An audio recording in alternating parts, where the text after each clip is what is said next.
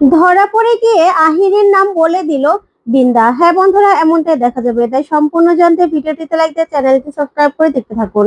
গল্পের শুরুতে দেখা যাবে একলব্যদের বাড়িতে আরেকটা মহিলা পুলিশ এসে সত্যজিৎকে বলে, স্যার আরেকটা খবর আছে। তখন সত্যজিৎ বলে, কি? তখনই পুলিশ অফিসার বলে, রাঙার একাডেমি থেকে ফোন এসেছিল। সেখানে রাঙার জন্য যে তীরগুলো তৈরি করা হয়েছিল সেই তীরগুলোর মাথায় সাপের বিষ পাওয়া গেছে, বিষাক্ত সাপের বিষ, যা দিয়ে ক্ষতি হতে পারতো রাঙার।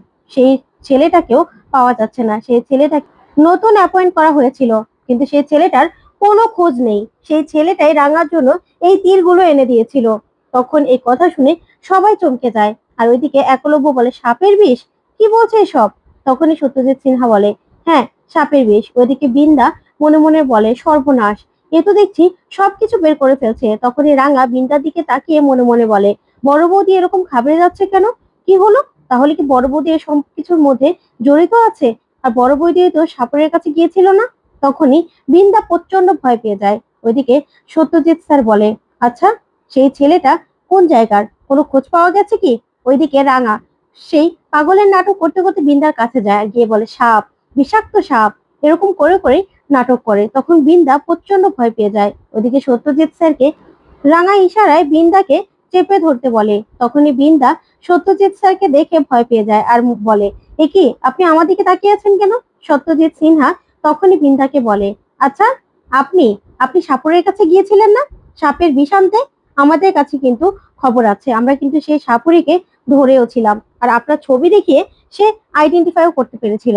এবার বলুন, সাপের বিষ কেন আনতে গিয়েছিলেন?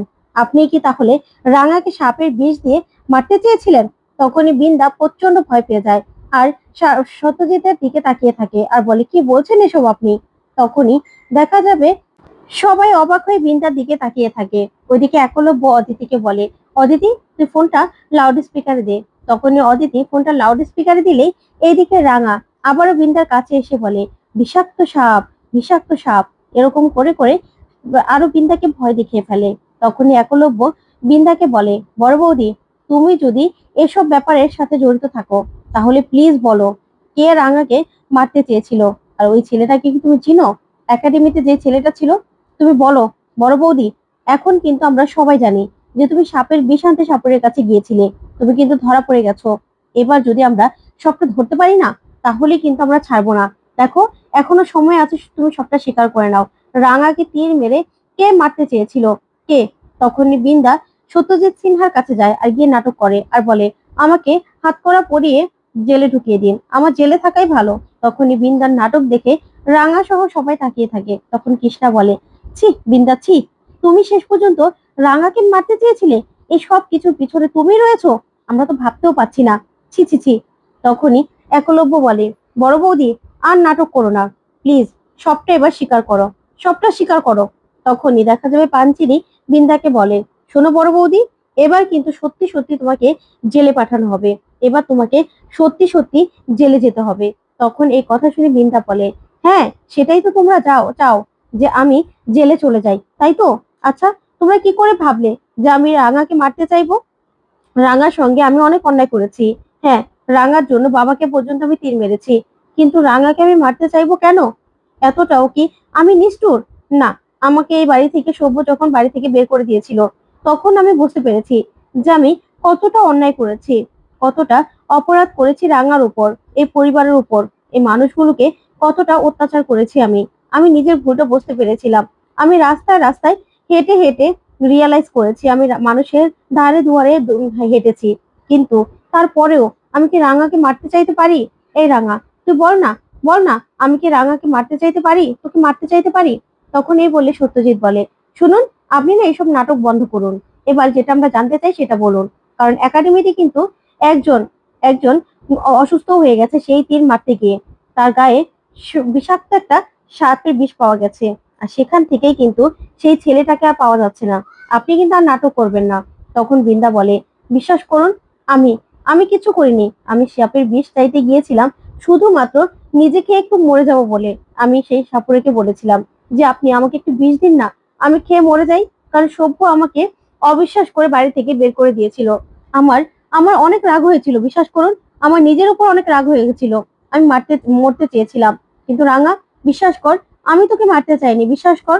তখনই রাঙা পাগলের নাটক করে আর বিন্দাকে আবার সাপের ভয় দেখায়। তখন বিন্দা ভয় পেয়ে বলে, বিশ্বাস কর রাঙা, আমি তোকে মারতে চাইনি। আমি জানি আমি তোকে অনেক বিপদে ফেলেছি, অনেক কিছু করেছি এই পর্যন্ত, কিন্তু এই বাড়ি থেকে চলে যাওয়ার পরে আমি নিজে থেকে নিজে তাকাতে পারতাম না। নিজেকে আয়নায় দাঁড় করিয়ে বারবার ভেবেছি আমি কতটা খারাপ, কতটা কতটা অন্যায় করেছি। আমি সবকিছু নিজে থেকে নিজেই রিয়েলাইজ করতাম। বিশ্বাস করুন, আমাকে আপনি জেলে নিয়ে যান, জেলে নিয়ে যান আপনি। আর রাঙার একাডেমিতে আমি তো একবার গিয়েছিলাম রাঙার খেলা দেখতে। সেখানে আমি কি কাউকে চিনি? কাউকে চিনি না। আর সেখানে কে আছে না আছে কিচ্ছু আমি জানি না। আর তার থেকে একজন ছেলেকে অ্যাপয়েন্ট করা বা তার সঙ্গে হাত মিলিয়ে রাঙাকে মারতে চাওয়া, এটাও কি আমার পক্ষে সম্ভব? আপনি খোঁজ নিয়ে দেখুন না, বিশ্বাস না হলে সবাইকে জিজ্ঞাসা করুন। তখন একলব্য ফোনের মধ্যে সবটা শুনতে থাকে। তখন সত্যজিৎ বিন্দার দিকে তাকিয়ে থাকে আর বলে, শুনুন, আপনি না একটু শান্ত হন। আপনাকে এখন আমরা অ্যারেস্ট করছি না। আপনার বিরুদ্ধে যতক্ষণ না পর্যন্ত কোনো প্রমাণ আমরা না পাচ্ছি, ততক্ষণ পর্যন্ত আপনাকে আমরা অ্যারেস্ট করব না। কিন্তু শুনুন, আপনি যে সাপের বিষ আনতে গিয়েছিলেন, সেই সাপের বিষ আর এই রাঙা তীরে পাওয়া বিষগুলো এক কিনা সেটাই কিন্তু আমরা মিলিয়ে দেখব। আর আপনি এই পর্যন্ত যা যা করেছেন সে সব কিছু আমরা খতিয়ে দেখব। আর এখন আমরা সেন্ট্রাল জেলে যাচ্ছি তাকে ধরতে। যদি ধরতে পারি না, এই সব কিছু পিছনে যে আছে না, তাকে বের করে এমন উচিত শিক্ষা দেব না, কারণ রাঙার জীবন মরণের প্রশ্ন ছিল, যা রাঙাকে সে মেরে ফেলার চেষ্টা করেছিল। আমি ছাড়বো না। তখন সত্যজিৎ সিনহা একলব্যকে বলে, মিস্টার বোস, আপনি চিন্তা করবেন না, আমি এখনই সেন্ট্রাল জেলে যাচ্ছি। তখন একলব্য বলে, ঠিক আছে। এই বলে ফোন রেখে দেয়। ওদিকে সত্যজিৎ স্যার বেরিয়ে যায়, ওদিকে রাঙাকে অদিতি নিয়ে উপরে চলে যায়। তখন বিন্দা সেখান থেকে বেরিয়ে চলে আসে আহিরি বাড়িতে। তখন আহিরিকে এসে বলে, আহিরি, তুমি এত রিল্যাক্স আছো? ওইদিকে তো পুলিশ সেই গুন্ডাগুলোকে ধরে ফেলেছে, যারা রাঙাকে অ্যাম্বুলেন্সে করে কিডন্যাপ করেছিল। তখনই এই কথা শুনে আহিরি প্রচন্ড ভয় পেয়ে যায়। তখন বিন্দা বলে, জানো তো, সাপের বিষ, সাপের বিষ নিয়েও তো আমাকে কত জেরা করছিল, আমাকে তো প্রায় ধরেই ফেলেছিল। সত্যজিৎ সিনহা এখন যাচ্ছে সেন্ট্রাল জেলে সেই লোকটাকে ধরতে। যদি ধরতে পারে তখন কি হবে? তখন আহিরি বলে, আচ্ছা বড় বৌদি, তুমি না অল্পতেই না একদম বেশি বেশি উত্তেজিত হয়ে যাও। তুমি না ওই বাড়ির বড় বউ, তোমার থেকেই তো আমি সবটা শিখেছি, সবটা দেখেছি, ইন্সপায়ার হয়েছি। আর তুমি কিনা এতটা কথায় কথায় ভয় পেয়ে গেলে কি করে হবে বলো তো? সেন্ট্রাল জেলে যাচ্ছে তাই তো, যাক না, আগে ধরুক না ওই লোকটাকে। আগে ধরতে পারলে তো আমরা ফাঁসবো, আগে ধরতে পারলে তারপরে দেখা যাবে। তখনই বিন্দা বলে, আচ্ছা আহিরি, তুমি এতটা রিল্যাক্স কি করে আছো বলো তো? তখন আহিরি বলে, তুমিও না রিল্যাক্স থাকো, ওই লোকটাকে কিছুতে ওরা ধরতে পারবে না, ধরতে পারলে দেখাক না। তখন এই কথা শুনে বিন্দা চমকে যায়। ওইদিকে রাঙাকে সত্যজিৎ স্যার ফোন করে আর ফোন করেই বলে, রাঙা সেই লোকটার কোনো খোঁজই পায়নি। তখন রাঙা বলে, মানে জেলের মধ্যে সেই লোকটা নেই? তখন সত্যজিৎ স্যার বলে, নিশ্চয়ই আছে, কিন্তু সেটা কে সেটাই তো ধরতে পারছি না। এত এত কয়েদি আছে সেখানে, সবাই তো অপরাধী, দাগি ক্রিমিনাল, কিন্তু তার মধ্যে কার কাছে ফোন আছে, কি করে ফোন আসে, আমরা হয়তো লোকেশন ট্রেস করতে পারবো, কিন্তু কোথায় আছে, কার কাছে আছে সেটা তো ধরতে পারবো না। এখন ধরতে না পারলে এই কেসটা এখনই বন্ধ করে দিতে হবে প্রমাণের অভাবে। তখন রাঙা বলে, কি বলছে সত্যজিৎ স্যার, আমাকে মেরে ফেলতে চাইলো, মেরে ফেলার চেষ্টা করা হলো, আর আমাকে কিনা এত কিছু করার পরেও তাদেরকে ধরতে পারবো না? সেই অপরাধীরা কি এভাবে খোলা আকাশই থাকবে? তখন সত্যজিৎ স্যার বলেন, না, সেটা হবে না রাঙা, কিন্তু তাদেরকে আমরা ধরবো, আমাদেরকে ঠান্ডা মাথা থাকতে হবে। আর তুমি যে পাগলের অভিনয়টা করছো না, আমার মনে হচ্ছে সেটাতে বেশি রিস্ক হয়ে যাচ্ছে, তুমি একটু নিজের যত্ন নাও।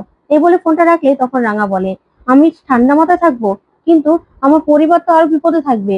যে এই কাজগুলো করেছে সে তো আরো বেশি সচেতন হয়ে যাবে। কি করব আমি? যে করেই হোক সেই অপরাধীকে ধরতেই হবে, ধরতেই হবে আমাকে। তারপর দেখা যাবে সন্ধ্যাবেলা রাঙা নিজের পিঠে ওষুধ লাগাবে, কিন্তু কিছুতেই লাগাতে পারছিল না। তখনই একলব্য সেখানে আসে, এসে রাঙার এই অবস্থা দেখে দরজাটা লাগিয়ে দেয়। তারপরে এসে রাঙার থেকে ওষুধটা কেড়ে নিলেই রাঙা একলব্যকে দেখে চমকে যায়। তখন একলব্য বলে, আচ্ছা, বাড়িতে দিদি ভাই আছে, অদিতি আছে, ওদের সাহায্য কি নেওয়া যায় না? তখন রাঙা কিছুই বলে না। তারপর একলব্য বলে, বসো, আমি লাগিয়ে দিচ্ছি ওষুধটা। তখন রাঙা খুব লজ্জা পায়। তারপরে একলব্য জোর করে ধরে রাঙার পিঠে ওষুধ লাগাতে থাকে। তো বন্ধুরা, কেমন লাগলো আজকের আপডেট? কমেন্ট করে জানাতে ভুলবেন না। পরবর্তী আপডেট পেতে চ্যানেলটি সাবস্ক্রাইব করবেন।